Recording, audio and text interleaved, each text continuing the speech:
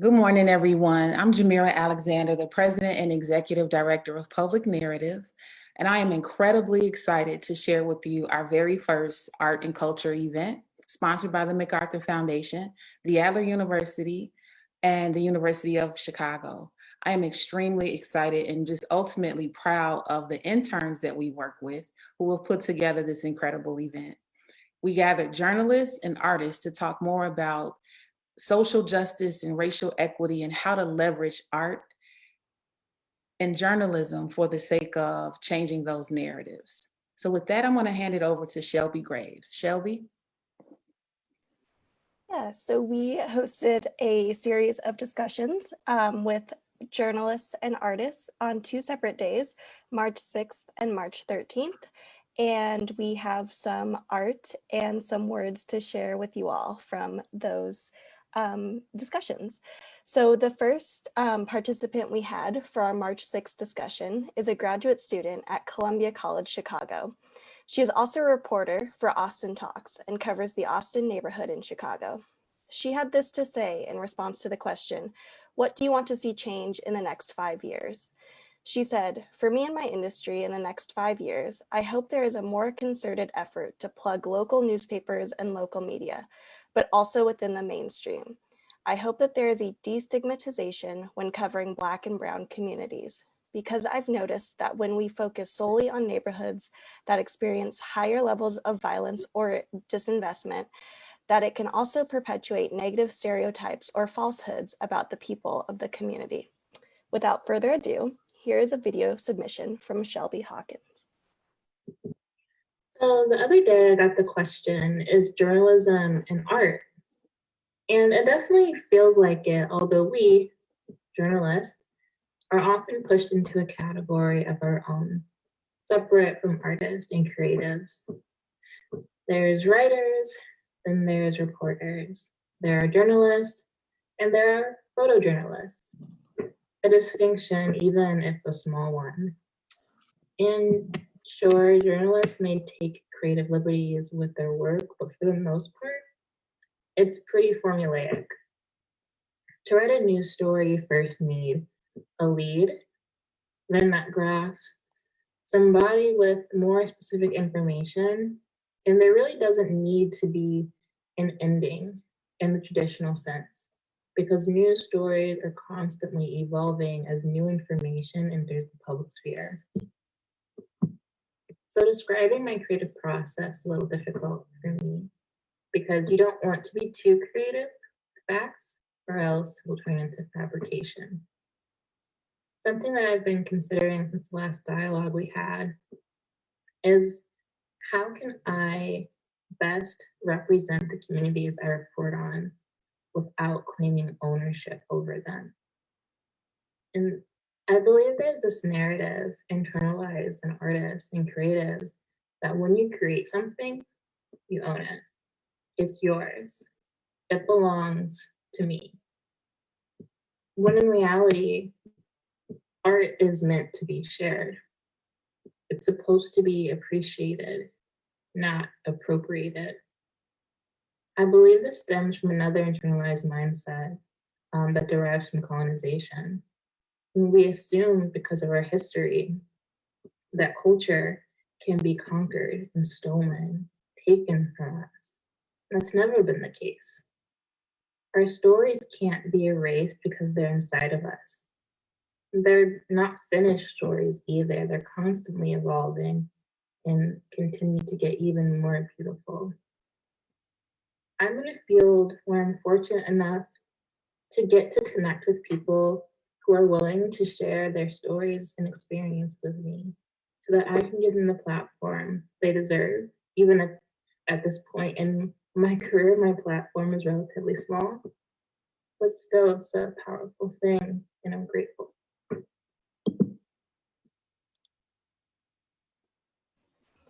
Awesome. Thank you, Shelby. Our next participant is an artist, printer, and the owner and founder of Flatlands Press. In our discussion, he powerfully said, "I believe that we create the world we want to live in. So every day I'm working toward that." He also says, "I feel like I'm working for my ancestors and for my great-grandchildren. And here to talk about his work and process today live is Manny. Hello. Yeah, I wrote a little something because I can kind of rant. All right, I decided to focus on aspirational and joy and fantasy and liberation for Black and Brown communities for the work I created. The series I worked on are a series of screen prints that I'm titling The Future Days Mask. They're a meditation on my ancestors and the dreams of a future full of knowledge and joy. The images are anchored in Afrofuturism. Conceptually, I embraced the sounds of other Afrofuturists like Sun Ra, Alice Coltrane, and the recently released album titled Brass by Moore Mother and Billy Woods. Additionally, I leaned into old concepts like the stories of creation by the Dogon, a tribe in Mali, and their belief in visitors from the stars. I'm also reminded of the masks that adorn my grandparents and my mother's houses, which have been collected from around the world. When I imagine liberation, I see freedom to explore, to break with perceived boxes, to simply unlearn, and perhaps most importantly, to offer a sense of joy and something otherworldly with a strong cultural influence as its foundation. This project has allowed me to challenge myself aesthetically, which has been liberating. The colors used in the celestial cosmic mask are colors in the Zulu tribe and are often referred to as power colors in the print world. And design sensibility I have a strong affinity for, the Bauhaus.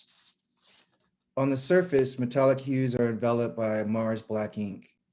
I wanted to pay homage to the energy and explosion of color I found engrossing in the work of Afro Cobra. Using emblematic silhouettes as a foundation allows me to use color to create depth and allude to possibilities.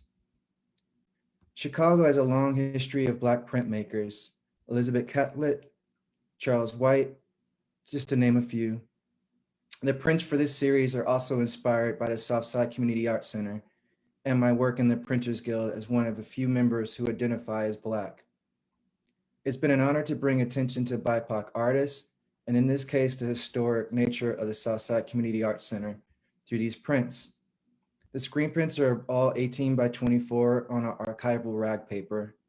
One of each edition will be donated to the Chicago Printers Guild archive.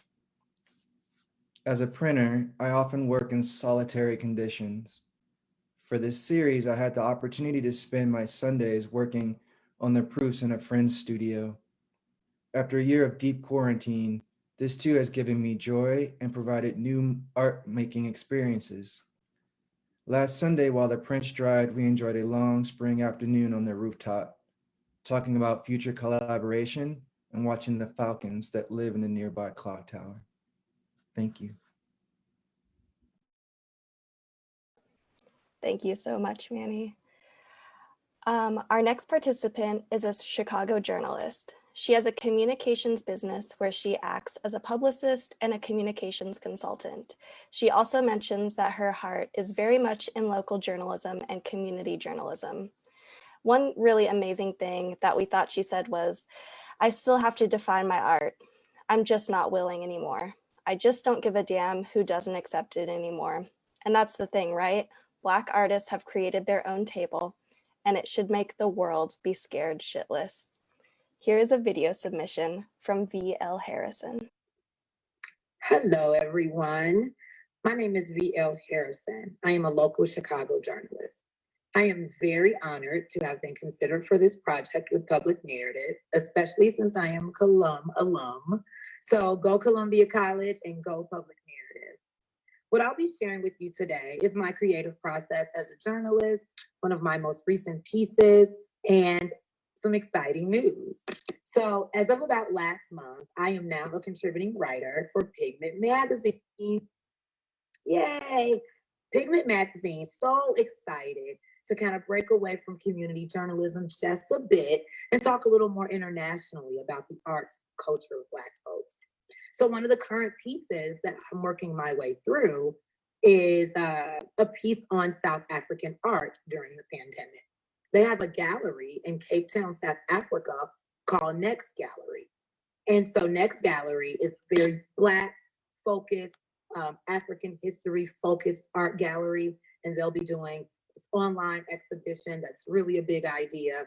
And it's really a big deal there in South Africa. So I spoke with art curator Blake Anthony about some exhibitions, and we recently featured one of the artists in Pigment magazine. But for me, this piece was very personal. And that's because opposite of the pieces that I normally write on in community journalism about the neighborhoods I grew up in on the west side of Chicago, Pigment allows me to write internationally as a Black journalist. And I am just so incredibly honored by that, because there's so many more stories to tell than the gun violence in Chicago and the incredibly crooked politics in the city in which I grew up in, and the terrible inequitable education that I've witnessed and been a part of my entire life. There's so much more beauty in being Black. And in writing with race in mind, I'm really excited to be a part of this public narrative project, because it really talks about the equity in my art. All right, how loud I am allowed to be as a Black journalist. And I've been writing for great publications, including Ebony Magazine, thetribe.com, and now writing for Pigment. I'm incredibly excited because I get to take that voice internationally. So this very first piece that I've done that I'm super excited to share is basically on an international art gallery in South Africa.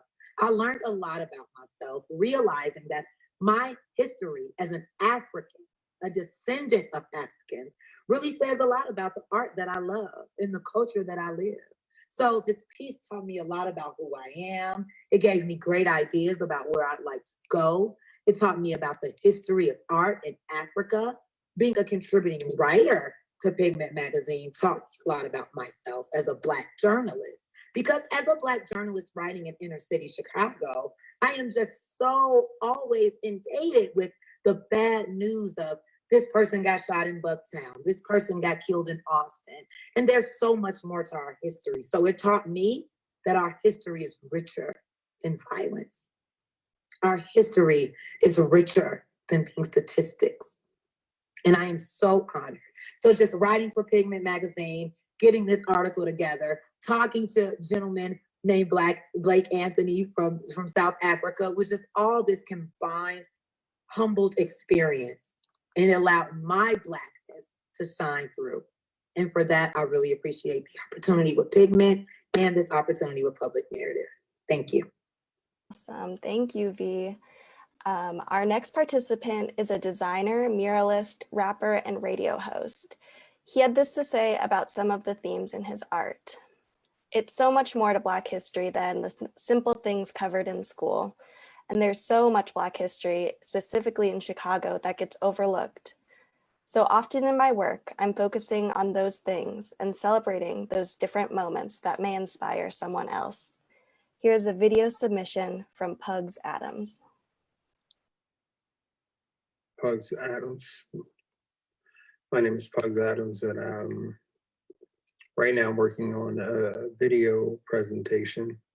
So, I've pretty much laid out the imagery and recorded some stuff and all that. So now it's just kind of like placing it and, picking some cool transitions to go in it. But, ultimately in the conversation, I just, I heard some hurt, and that I could relate to. I heard, some need for change that's obvious. And also, I just got a chance just to hear from other people going through the same things, and as artists, I think that's helpful to know you're not the only one or, isolated in the incidents. But, it's definitely need change and, making things more available to the artists, that might not be in the network, or, might not have that same schooling to get them in the door. I think that's really the thing. Just, more outlets in, more diverse communities to help artists really, to make it, to achieve their goals, to help, writers, photographers, videographers, etc., to be able to succeed. Not so much red tape,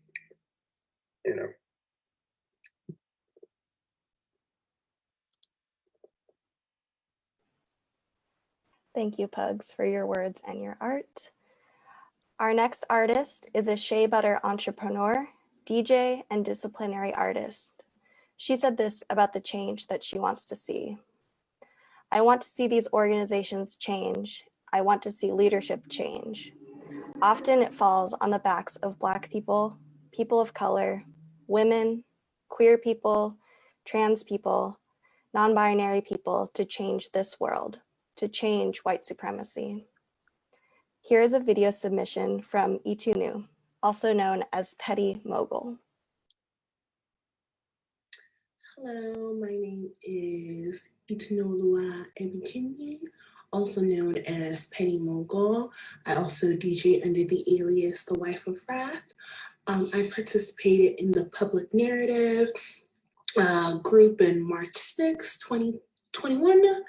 On my experiences and my experience and my art piece, I will honestly say I didn't really have a positive experience of the group discussion.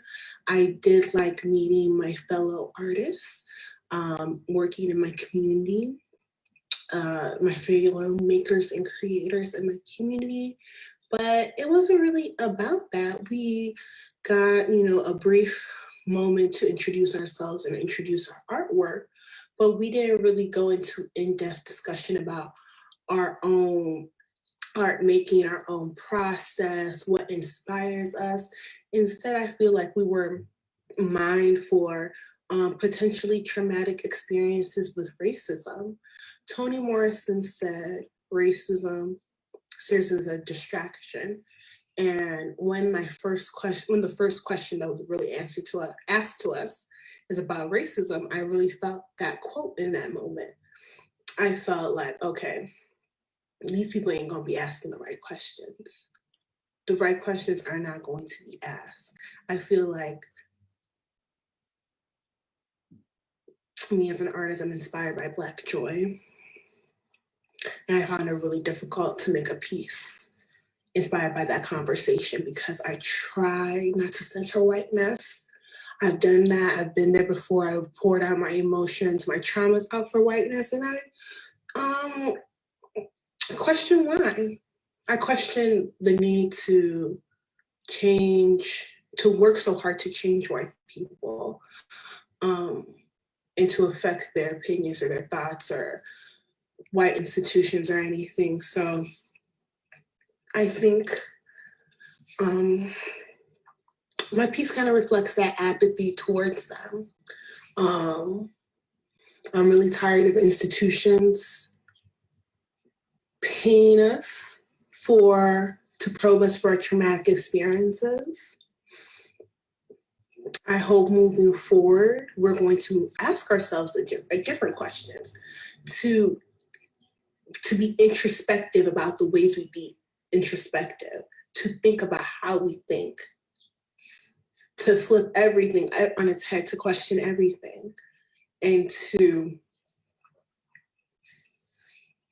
really ask ourselves different questions. Are we doing the work of white supremacy, whiteness, distracting ourselves, even in our spaces, even in our most creative and imaginative spaces?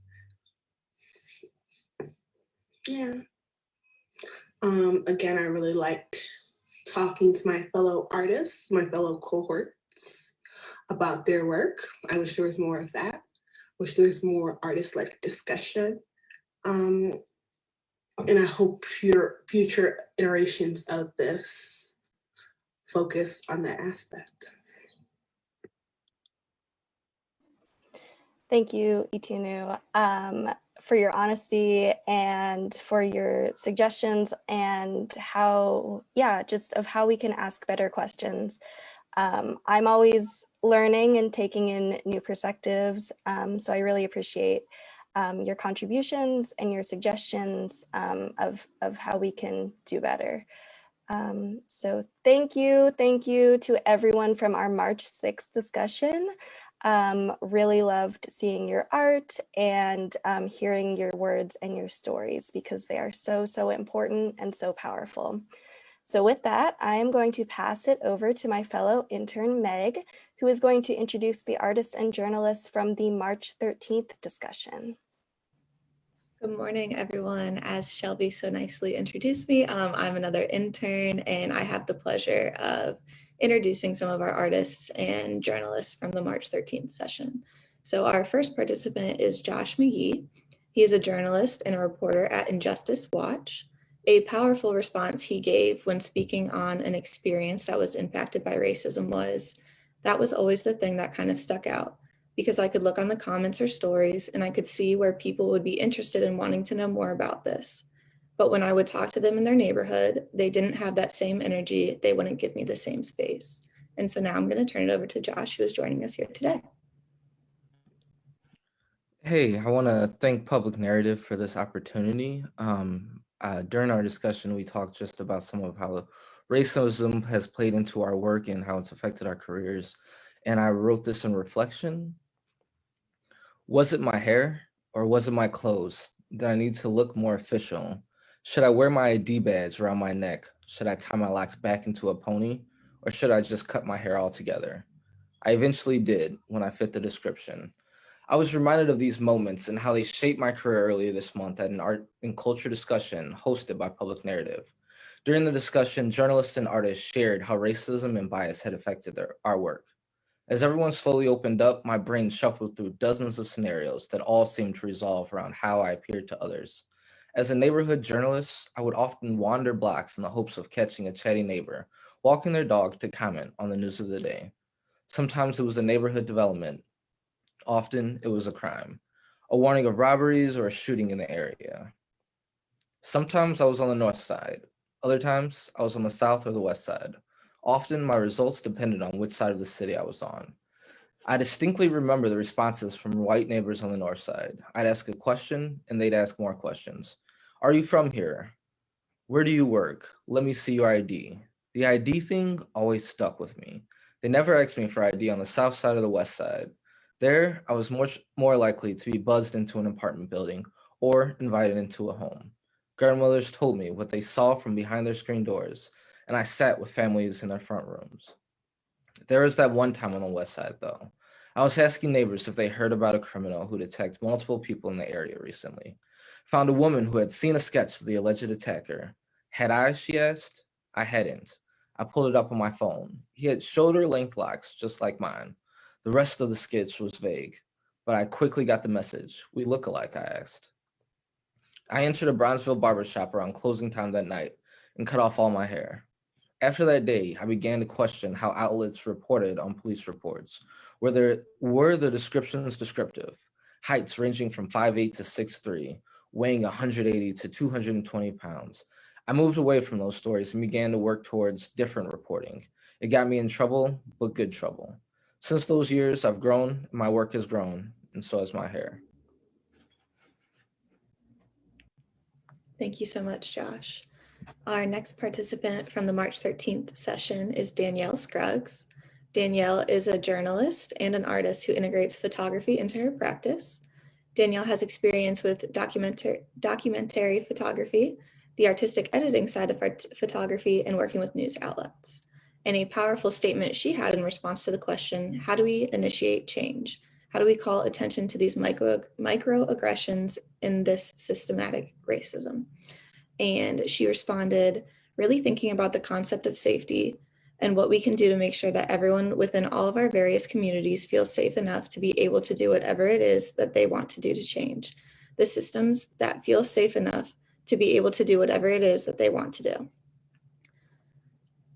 The systems that we need to change, I feel safe enough to experiment. I feel safe enough to fail, like safe enough to feel enough to start building something else that can make sure that things are better for future generations. And now you can see Danielle's video submission. Hi, my name is Danielle Scruggs. I am a photographer and photo editor based here in Chicago. I consider myself both an artist and a journalist. I have a separate artistic practice, and I've worked as a photo editor for a variety of news publications since 2010. And currently I work at Getty Images. Previously I worked at Fox Media, The Undefeated, Chicago Leader. I've also freelanced for the New York Times and for the Tribe. And in the March 13th conversation, the arts and culture conversation with Public Narrative, I think the theme that really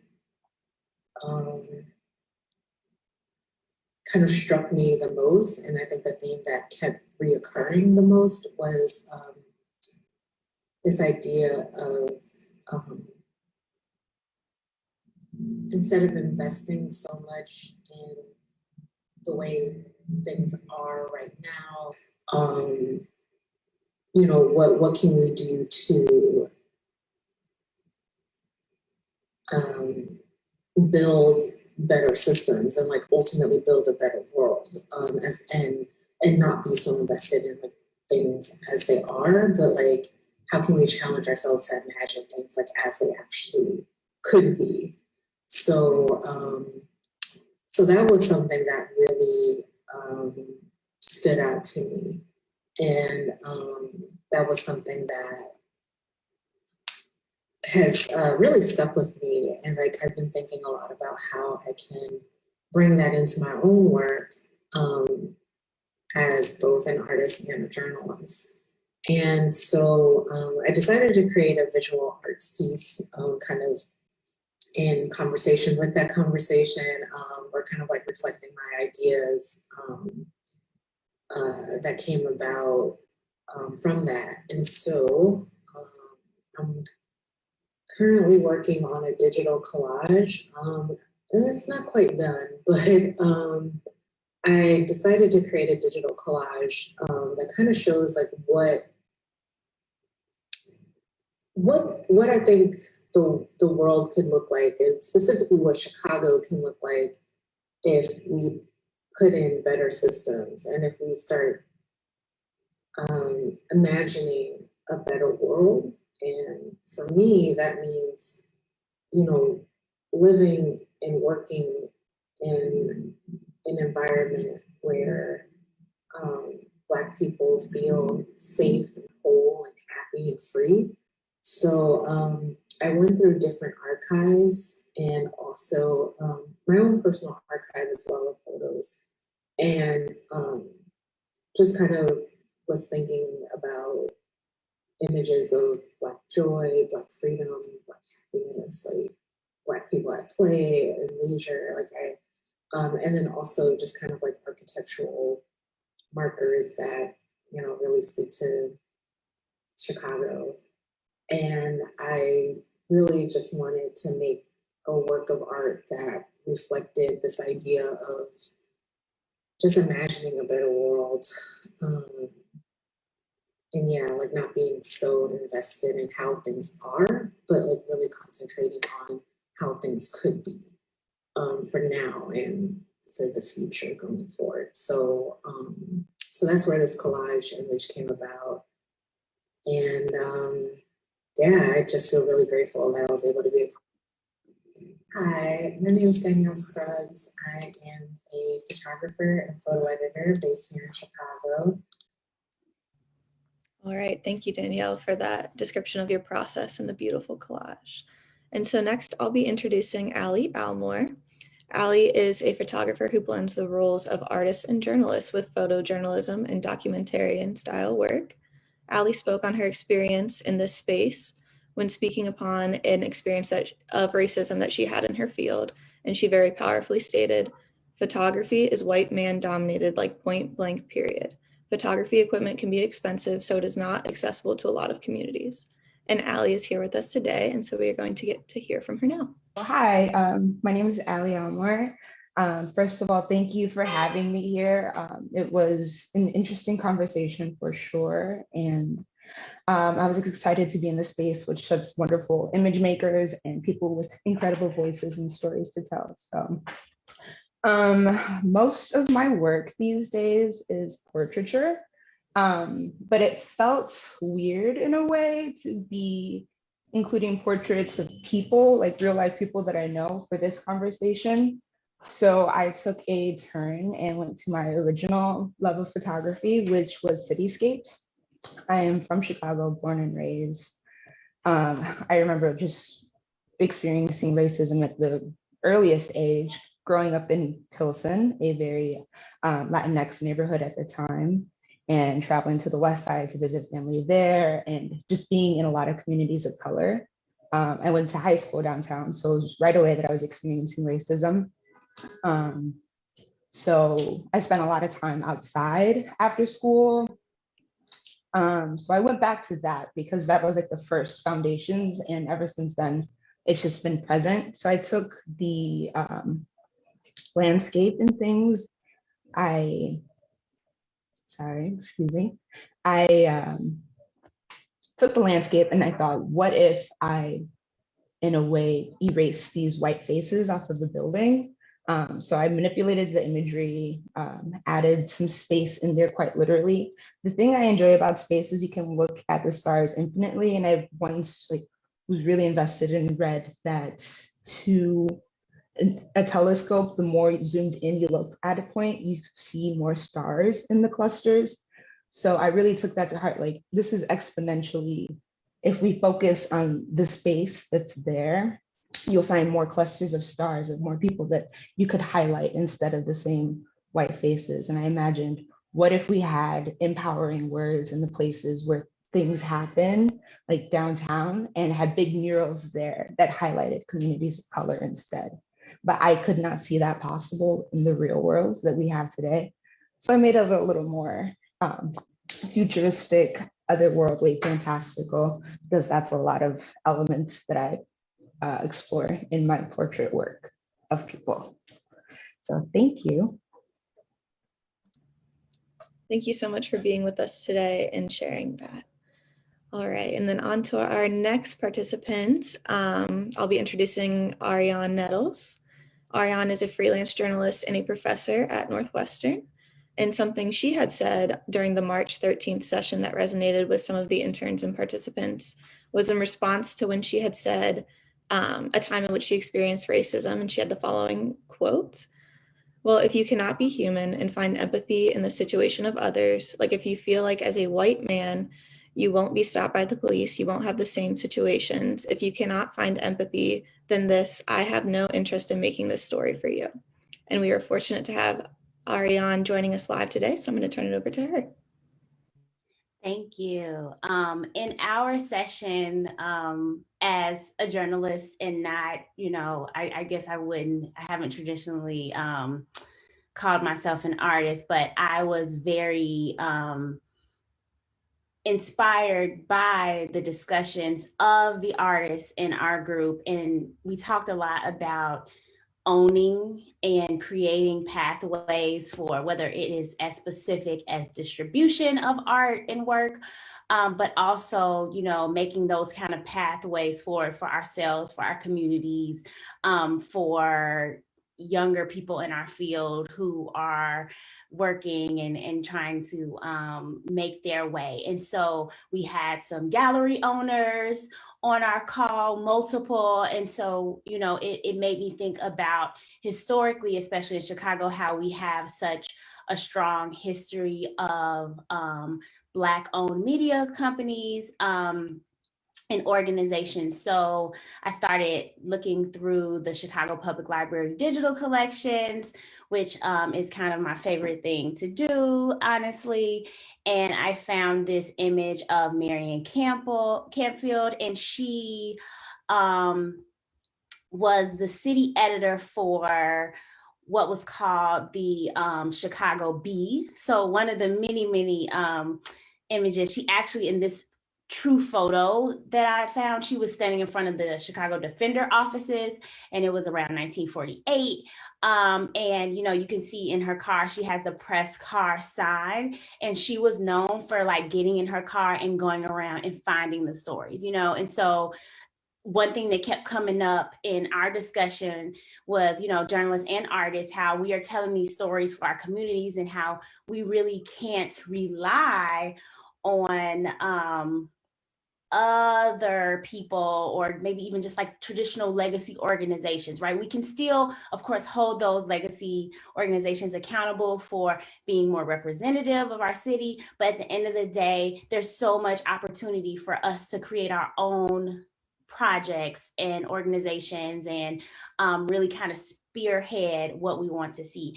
And I found this kind of draft copy of what was going to be like a chapter in an analysis about the Black press in Chicago. And, the title really kind of stood out to me, like Bronzeville finds its voice. And you see like an editor wrote like in pencil on top, like a community finds its voice. And I think that kind of helps us when we are talking about our path forward.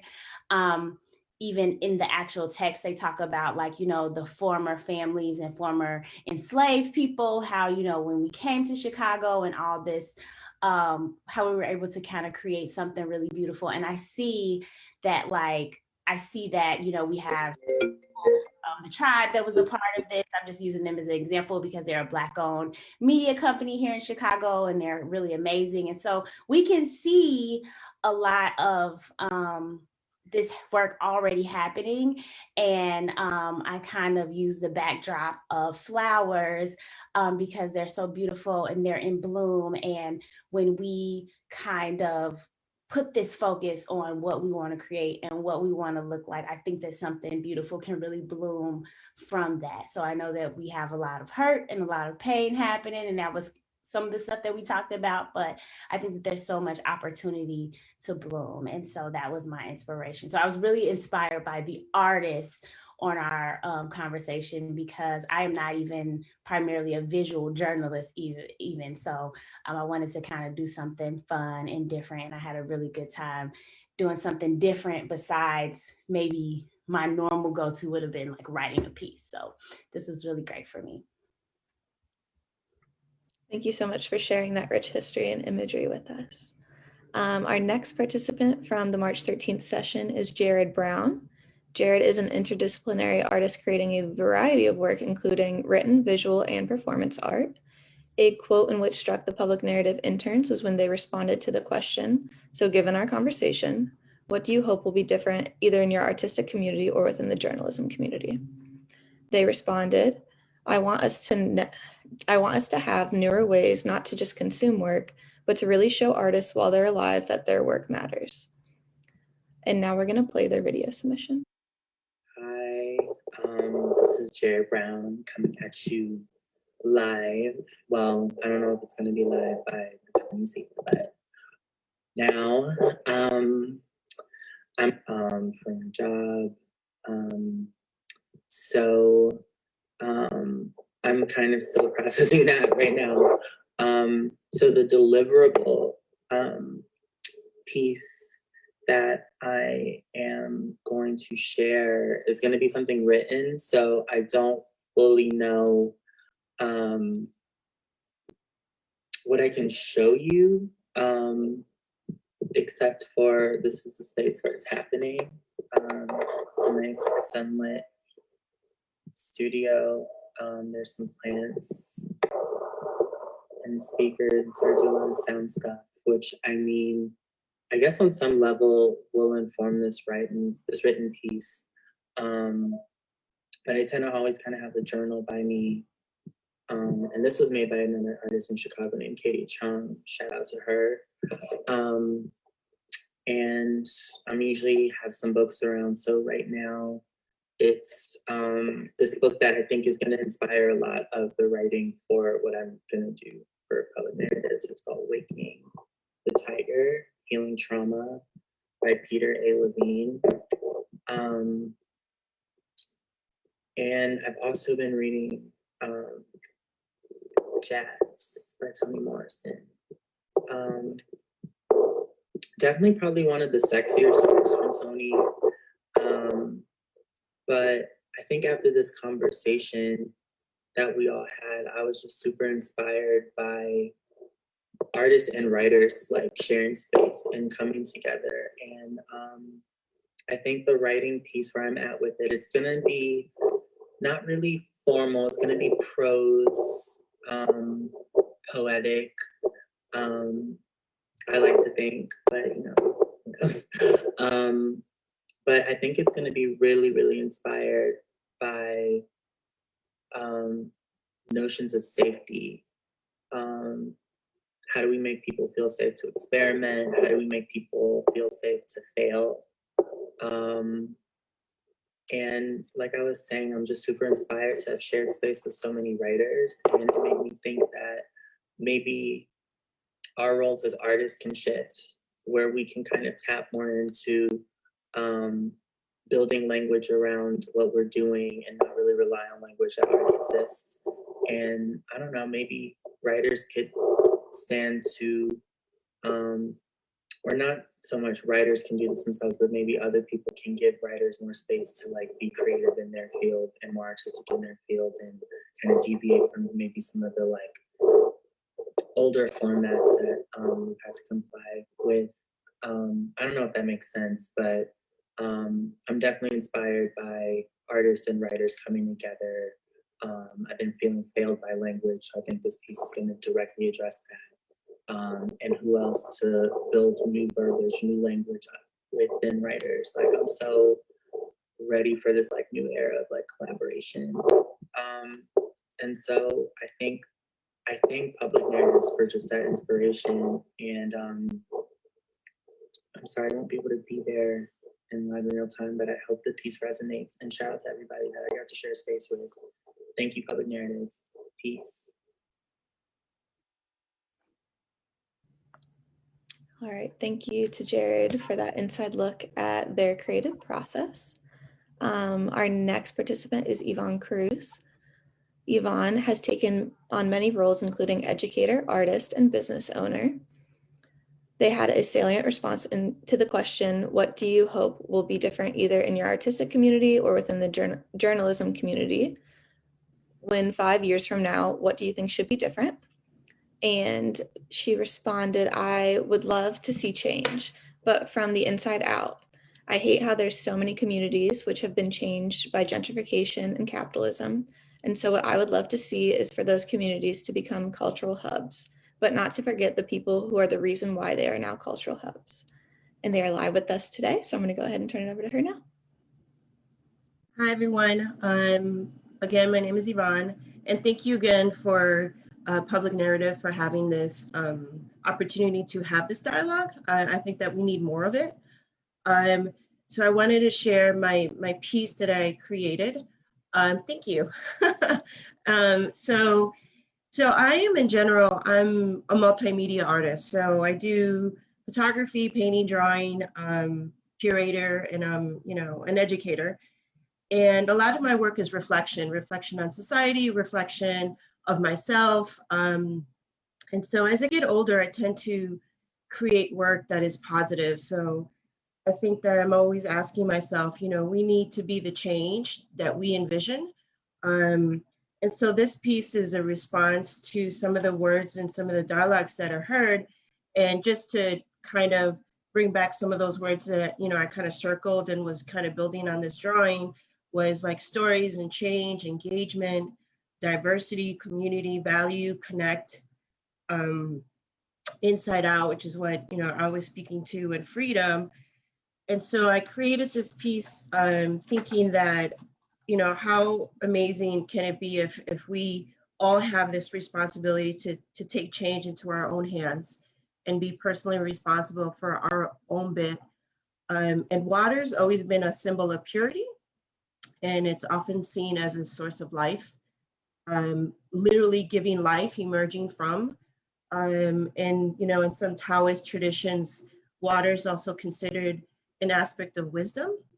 And the concept here is that water can take on any form. So wisdom, that it could be in the form that it is held in, but it can move paths and of least resistance. So for me, there is no life without water, and it's within our hands. And so this is, it's kind of working on a few different levels. And I also believe that, I think what the pandemic has given an opportunity to really realize what was already in our faces, but then an opportunity to learn from it and to renew from it, especially thinking about those underinvested, ignored communities, and so that have been devastated by the pandemic. And then also, I was thinking about just like how the pandemic has forced us to like go through the physical act of washing our hands all the time, and how symbolic that is of just being clean. And so, yeah, I created this piece as a result of that. Thank you so much for sharing that gorgeous piece. We're going to go ahead and head to the next person from the March 13th session, which is Claire Boone. Claire is a freelance journalist who has previously worked in newsrooms for 5 years. And when speaking on her experience on what she would like to see changed, Claire stated, "The greater problem it creates is really this limitation of time and space, where the pressure of pace really controls how we write. The question is sort of, how do you honor someone's story when we are under the pressure of deadlines and editors? You really have to change the model of journalism and find people who want to invest in the funding." So now Claire is going to speak about her experience, and I will go ahead and hand it off to her. Hey, thanks again for having me. So something that stuck with me during our session was Andre Guichard of the eponymous gallery said, "Art is given the least piece of the pie." And, I really it made me think about how journalism lives in this economy of scarcity. And I wanted to think about more, think more about, who is sort of giving that pie. And, that lack of attention, I know, does not stem from a dearth of culture writers, but from a scarcity of publications and editors who writers can feel like we can really trust. And that trust can come in many forms, from knowing that our words will still feel like our words at the end, to knowing that we will receive fair treatment for our labor. And one way to counter that scarcity is to create new publications and new models and new spaces that can be more equitable and more imaginative. But I also think that it is upsetting that we have to make the decision oftentimes to leave existing spaces at all, when others with the power to really better those spaces have not done the work to begin with. And so, informed by my experiences and other journalists that I've talked to, I wanted to share what I would like to see newsrooms, particularly white-led newsrooms, do to create better journalism in regards to art and culture. And I don't know if you have the 5 bullet points that I had sent, or I can just read them. If you could read them, that would be fantastic. So yeah, firstly, I would like newsrooms to dedicate space and time to ongoing and consistent art coverage. I feel like many publications now have just slashed their coverage and oftentimes just do a big blowout art issue, which is great, but are you creating space for art in other areas? Having this consistent coverage not only lets the readers know that you are committed to the arts, but also helps to establish trust within the creative community, people that you as journalists will be reaching out to as sources. Secondly, I want newsrooms to hire journalists for their different perspectives and actually uphold their voices. You know, in particular, hire journalists of color, but not because you want to check off your diversity list. You know, I want publications to take a chance on that writer who is really embedded in their community or has that innate knowledge, even if they may not have what the hiring person needs to see on a resume, and to really then, you know, support and trust that writer and really honor their voice and mentor them so that they can eventually be promoted to an editor position. Thirdly, you know, to know that established editorial standards and language traditions can fail sometimes. Style guides are really necessary in our industry, but, you know, biases are baked into them. And, you know, rules can always be updated to better meet the moment. And so, you know, let's talk about why we prioritize anglicized versions of words in other languages. You know, let's talk about removing the hyphen from identities like Asian American. Let's talk about capitalizing the B in Black. Number 4, don't make assumptions of your audience. Too often, do newsrooms seem to cater to this imagined white, heterosexual, cisgender readership, and this affects the issues that editors believe readers are interested in, you know, which results in insufficient content, less interesting stories, and, you know, just fails to resonate with the entirety of your community. And don't underestimate their knowledge either. You know, when it comes to writing about art, I firmly believe that it's important to write clearly and to untangle art speak, but it's also equally important to honor an artist's voice and perspective, particularly when they've honored you with their time and knowledge. And lastly, I want newsrooms to pay journalists and writers a living wage. Art coverage takes critical thinking. It can be a very personal kind of writing. And so properly compensate writers for their labor and give them fair contracts. And doing so, you know, if you do that, writers will keep bringing ideas to your newsrooms that only they can bring and always want to deliver their best work.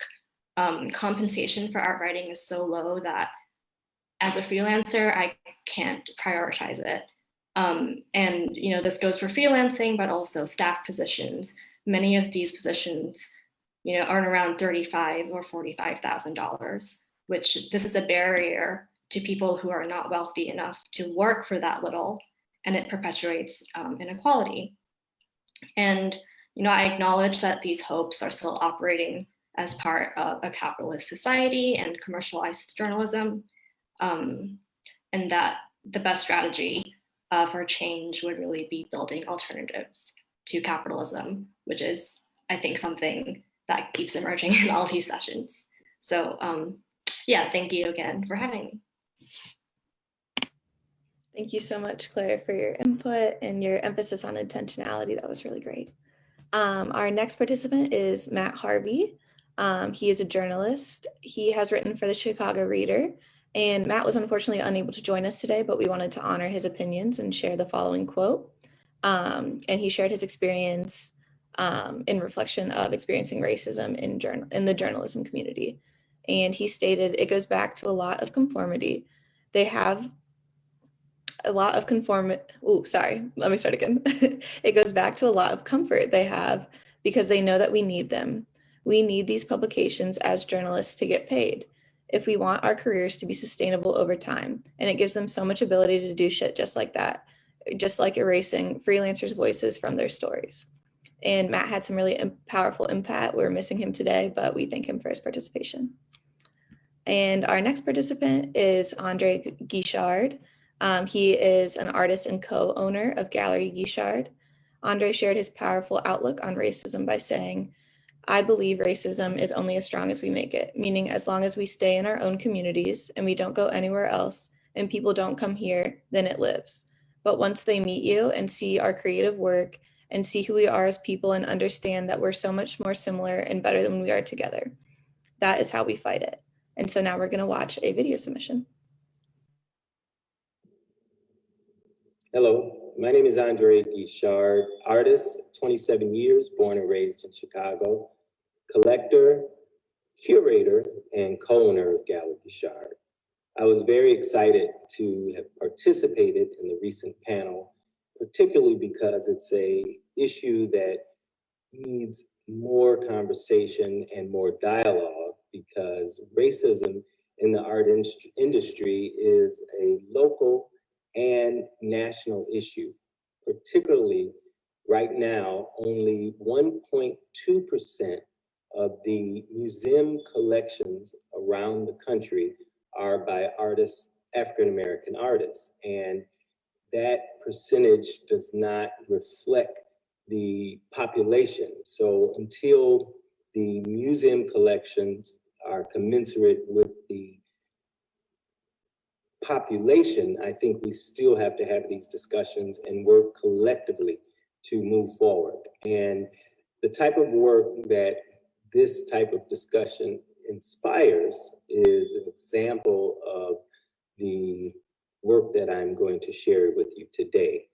The piece is entitled Interconnected Journeys, and it is an introspection on my own art practice and how, as it has progressed, it has never been a linear movement, meaning it never is a straight line. And in this piece, the mediums are acrylic and canvas. However, I'm using canvas as line to create the textures. And I start off by really thinking about the subject matter and how all of our lives interconnect, and the importance of relationships and collaboration. So the whirlpool in the center reflects my journey, and the other intersecting lines, the organic lines, are all of the other paths and people who I've connected with. So interconnecting journeys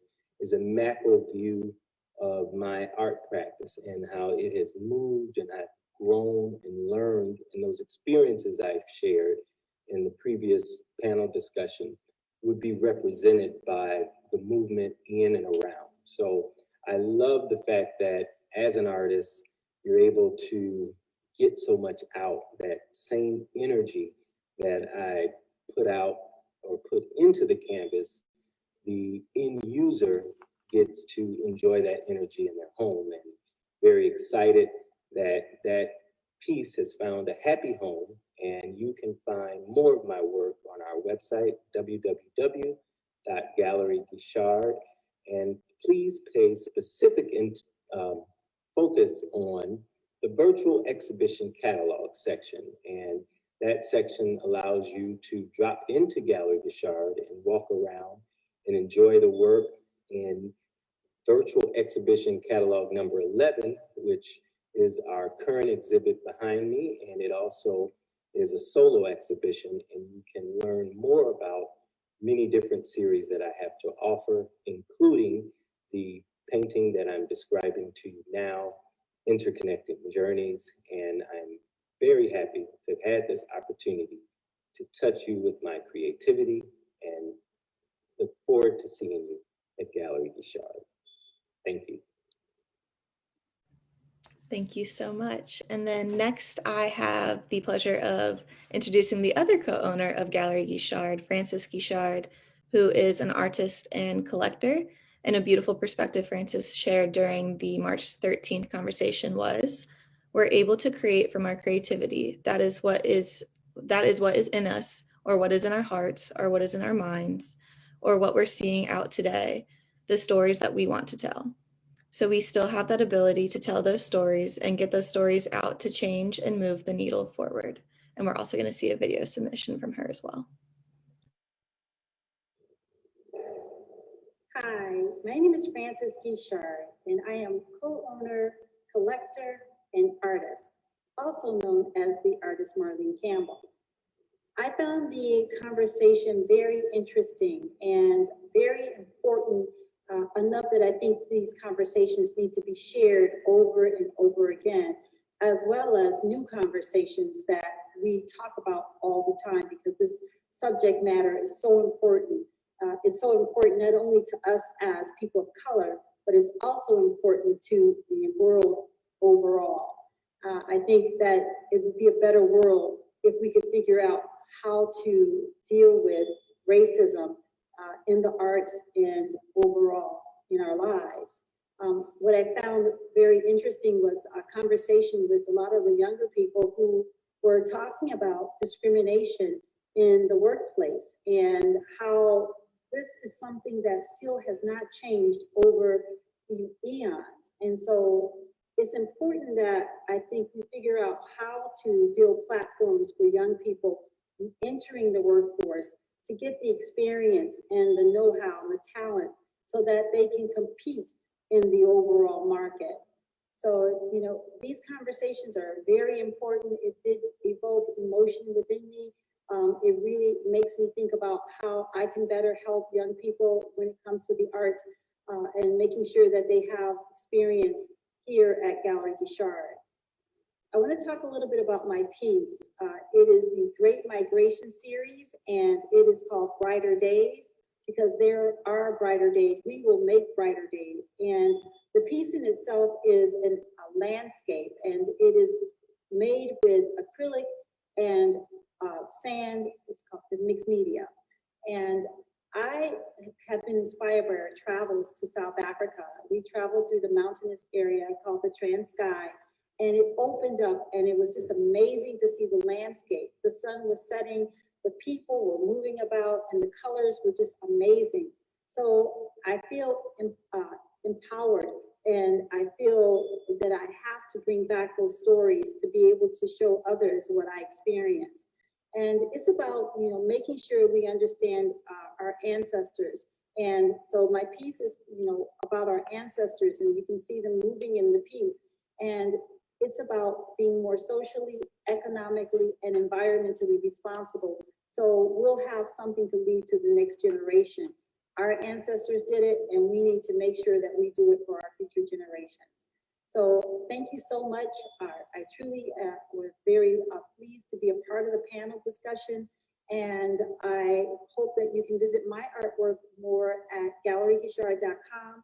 Visit our virtual exhibition catalogs. You'll see many of them, and you'll find my work right now in deck number 12. Thank you.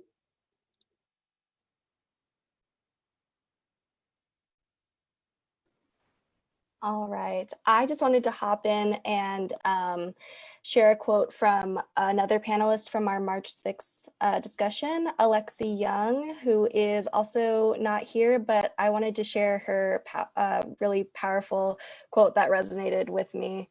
So Alexi Young is the founder of Art West, whose mission is to rebrand the West Side experience through arts and culture, build connections within their creative community, and support local talent. In response to the question, what do you see as the best strategy to change the pattern of white culture trying to define art? She says, I feel like institutions, they send college students to come and hear and poke around and see how to get some answers on what is it that Black people are doing. How are we thriving? How are we still making things work when we have little to nothing? Or where are the food deserts? There's all these disparities. How are they making it work? Well, what's their concept? How are they gaining solutions? And do you do all of that work? You have all these conversations and you're still left with nothing. You're still left with the same disparities as before. And whether it is using years and years of this cyclical things, I feel like I rarely ever see any real solutions.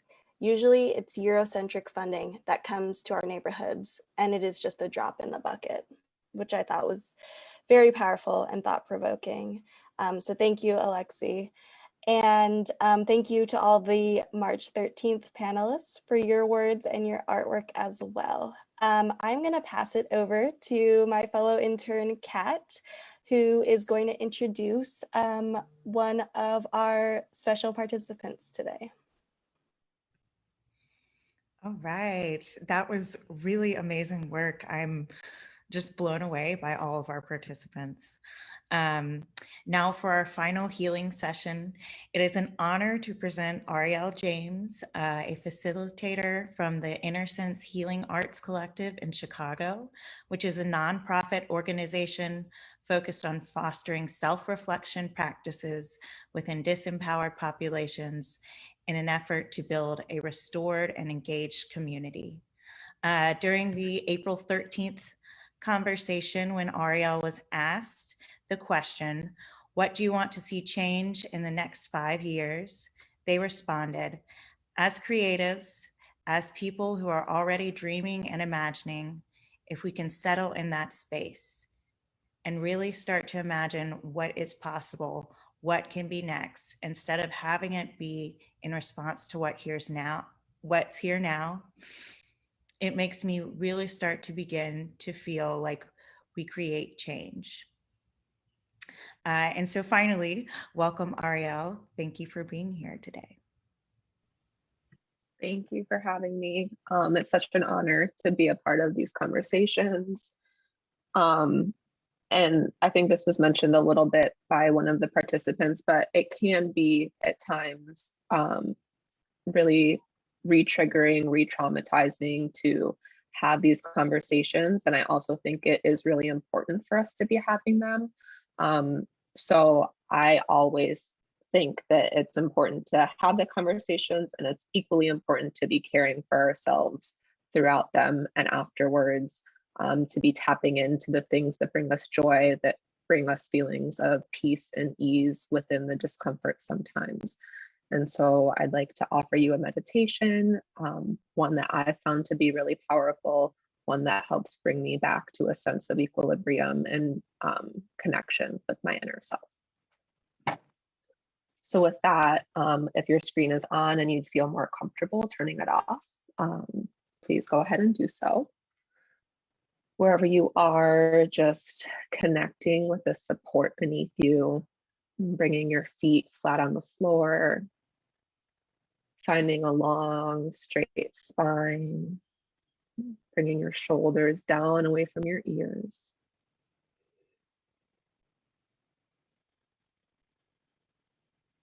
Beginning to find any places in the body that may be holding on to tension or stress. And just sending those places a little bit of intention, letting them know that they can relax. Maybe in the jaw, maybe in the shoulders.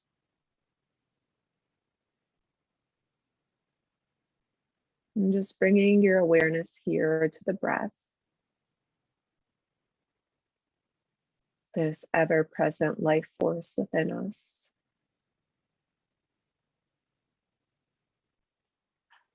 Noticing the rise and the fall of your chest and your belly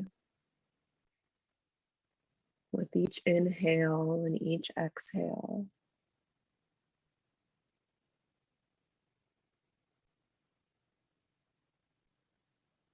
Feeling fully supported by the chair beneath you, by the earth beneath you.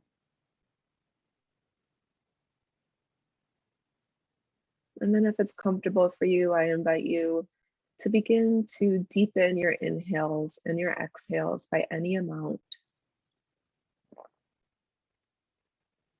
Beginning to activate the parasympathetic nervous system within your body, also known as the rest and digest, really allowing your body to come back to a sense of equilibrium.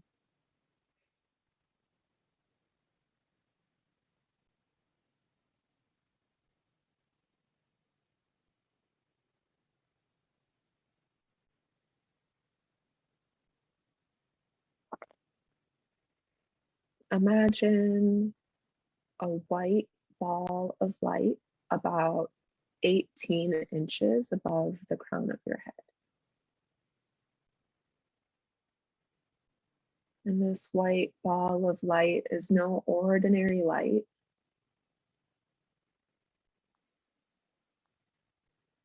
It is a healing and nourishing, ever-present light that is always available to you to access at any point.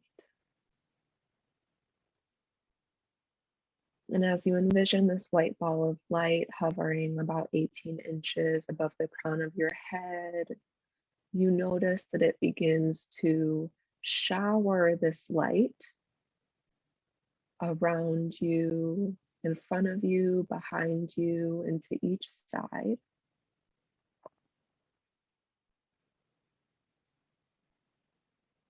Enveloping you in this warmth, this sense of calm and peace.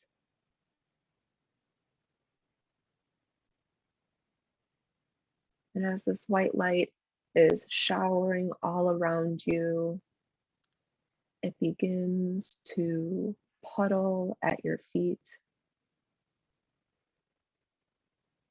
encircling and enveloping you in a kind of orb or circle,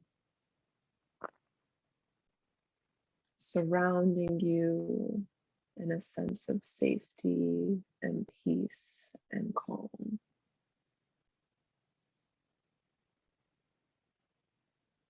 And then as this white light begins to puddle at your feet, it rises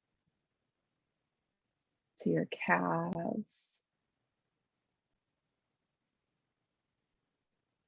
to your knees, up to your thighs, your hips,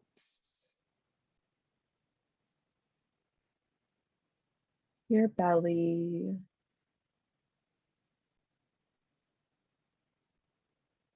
your chest, your shoulders, your neck, all the way up through the crown of your head,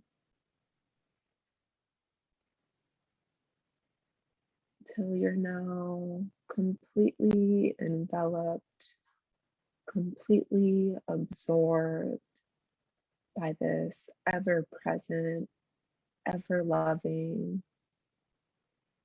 constant source of connection.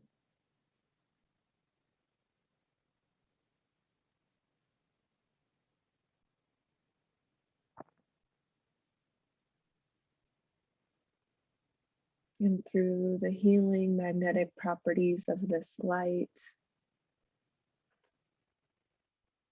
it begins to draw from you anything that doesn't support you, any physical pain, stress, or distress that may be present,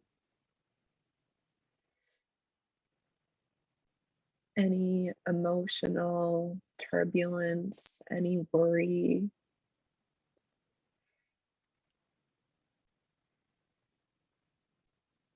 any thoughts that may be upsetting or distracting.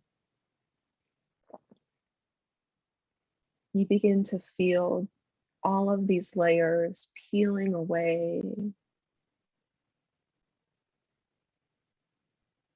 The light can draw all of that from you. Anything within that is interfering with your experience of ever-present peace and calm and safety.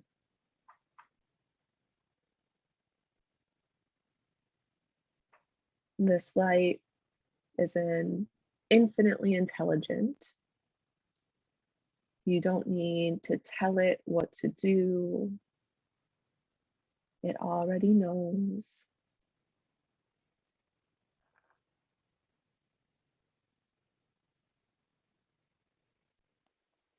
And I invite you to sit here for another moment or so, just allowing the light to pull from your being, your physical, energetic, mental, spiritual bodies,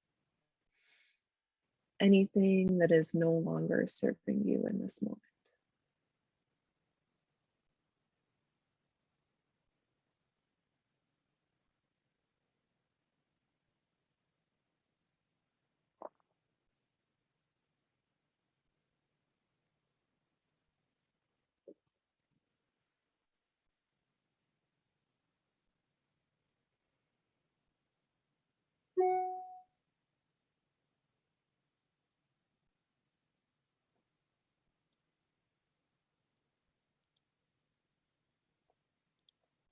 Maybe you begin to notice some subtle shifts in the physical body, releasing of tension, relaxing of muscles, deepening of the breath, quieting of the mind.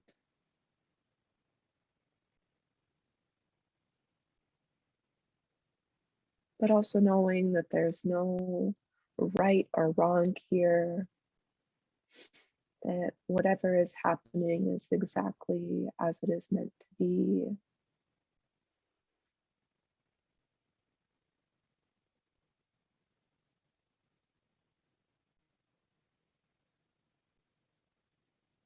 And simultaneously, while this light is drawing from you, it is at the same time a radiant, abundant, giving light that is radiating itself into and through all the layers of your being.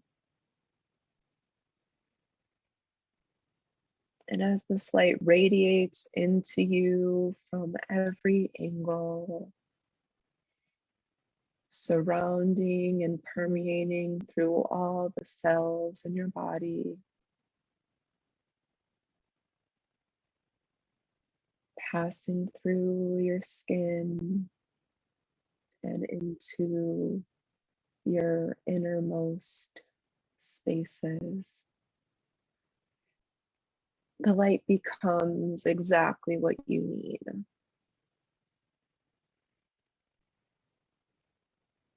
So if you need courage, it becomes that.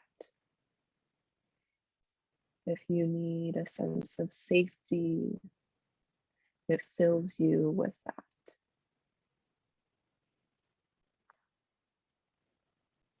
And perhaps it is comfort or love, whatever it is that you're needing. It permeates the cells of your being to become exactly that.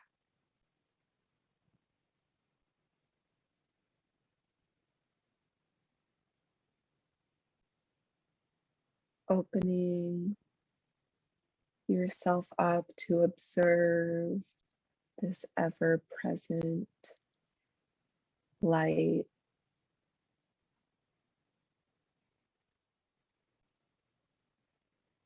allowing it to permeate your physical, energetic, emotional, and spiritual body.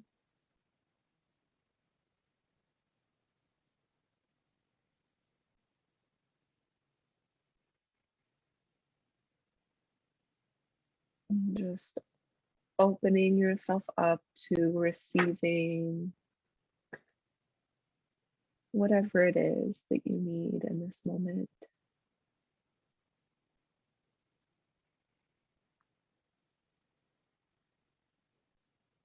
Allowing yourself to reside in the space of infinite possibility, of limitless potential.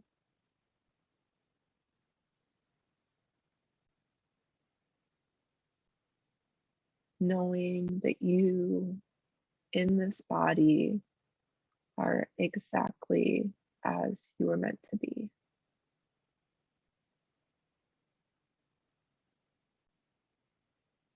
that you are loved, you are deserving, you are enough exactly as you are.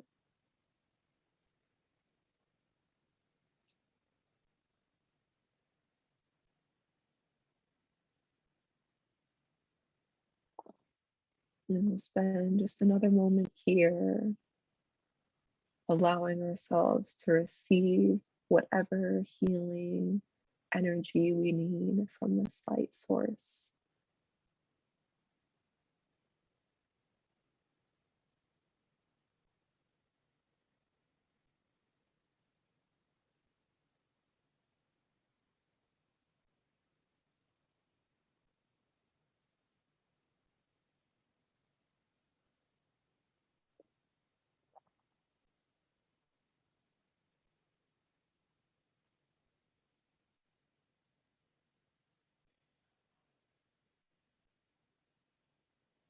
And as you're ready, I invite you to come back to deepening your inhales and your exhales.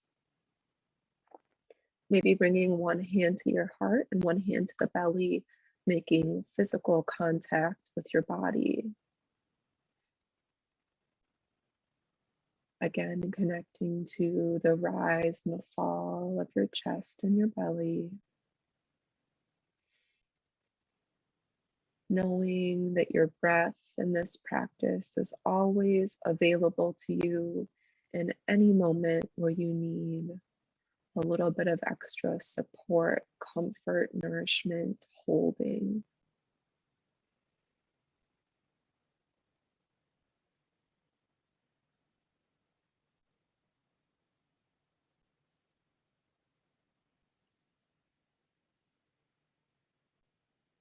And as you're ready, you can gently open the eyes, maybe rubbing your chest or your thighs just to bring yourself back into your body and back into the room.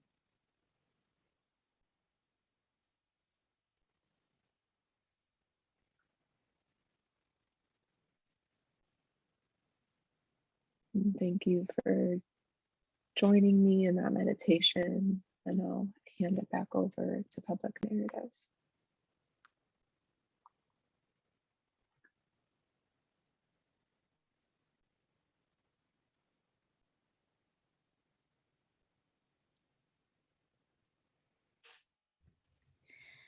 Thank you again so much, Arielle, for providing that much needed space, imagery, and healing. I know I personally really needed it. Now I'm going to hand it back to our inspirational leader, Jamira. Just a side note, none of this would have happened or been possible without her encouragement and vision. But I'm sure you guys already know that. So here is Jamira to wrap up this event and do an activity with everyone and get some feedback. All right. So this has been incredible. I am very fortunate, one, to work with each of you and of course to lead this organization. I will say though, I was really impressed with each of the times that we gathered the artists and the journalists for the conversations. It was a really remarkable experience to navigate this together. The invitation to do so, of course, offered to us by the MacArthur Foundation. So many, many thanks to the team over there for making this happen. But it's your voices, just your thoughts, your ideas, and your willingness to share your experiences that allowed us to gain and learn new perspectives.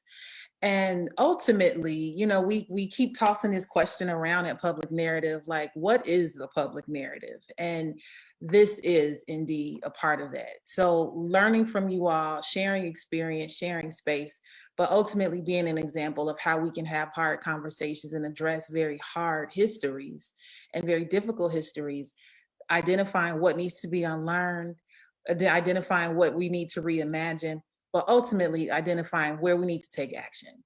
And I'm so incredibly inspired by the things that were shared through the pieces that were shared today. Very bold statements, as we knew we would get, but very bold statements, very bold pieces, and pieces that reflected on the past, as well as, helped us to really look towards the future and what each of us can do in our respective roles and with the influence that we hold. So again, I'm very thankful to Adler University, the University of Chicago, for providing us interns of gold. I mean, that's just going to be my theme for this season of interns that we've had. They came into this space very much so new to the space in many instances, and with a lot of questions and curiosity. But the thing I'm most excited about for them was they had the willingness to explore, the willingness to ask questions, and really to just pursue, the unknown. We didn't know what this would turn out to be, but with the guidance and leadership of our support system and nonprofit consultant, Anna Lloyd, they were very much so guided in a direction to leave it to the people to determine what this event is. So I'm incredibly just, overwhelmed with joy for what this became. And I invite you all to share your own experience of what you thought of this event. So if you would go to menti.com and use the code 3953253 and leave us one word to describe today's art and culture experience.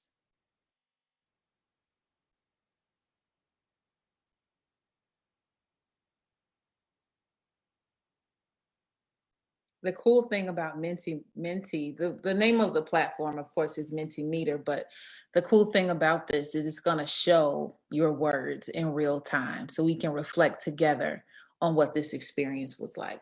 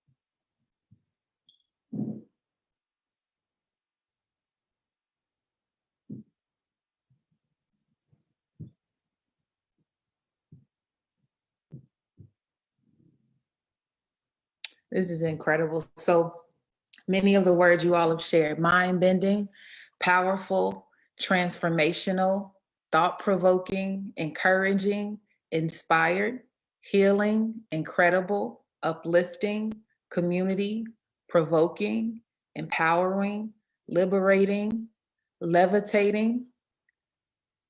I think I said healing, change, uplifting. This is awesome. This is really awesome.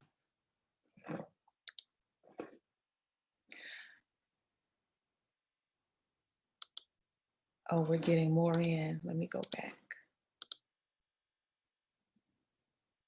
So we got liberating, world building. I love it. I love it. This is incredible. I am so honored, again, to not only lead this organization, but to work with so many incredible people with great thoughts and ideas. Many of you in the chat, thank you for your participation and your support through the years of Public Narrative. I truly mean it from the bottom of my heart. And I think I tell this story quite often, but I mean it with everything in me. When I arrived at this organization, I knew what it could be, but I knew it could only be that if we could reach out and touch the folks who could contribute to it. And so if there's any way that you are interested in volunteering with Public Narrative, contributing or donating to Public Narrative, feel free to visit our website, www.publicnarrative.org. There are several tabs across the website, but I want to walk through a few invitations for you. On Thursday, May 13th, we're hosting our 26th annual Community Media Awards, where we'll be celebrating the work of Chicago journalists and community members who have done incredible things to uplift community voices during this time of social distancing. So if you would go to the website, you can click on the tab that says awards and nominate folks for the Studs Terkel Award, the Uplifting Voices Award, and of course, the Ripple Effect Award.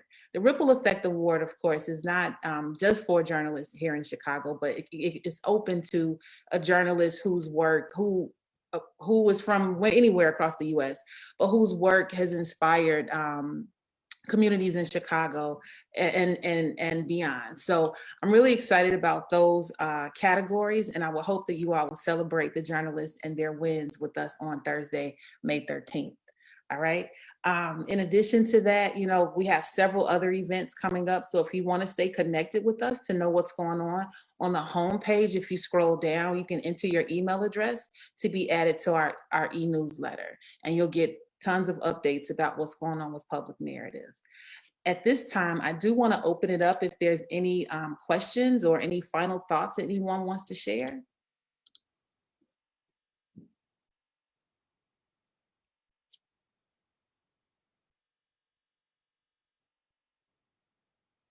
All right, so I see just one question, and that comes from, of course, Ms. Francine Reed over at Adler University, who was responsible for providing these incredible interns. So of course, we'll talk more about working together, but if you have any thoughts or ideas or anything that you'd like to discuss further as we continue to build out this art and culture project, our public health, public safety, or public education projects, feel free to email us at info@publicnarrative.org, and we'll be sure to be in touch with you. Again, thank you so much to our illustrious hosts and the coordinators of this beautiful event, the journalists, the artists who have come together and shared your skills and talents. We truly, truly appreciate you, and we will see you next time.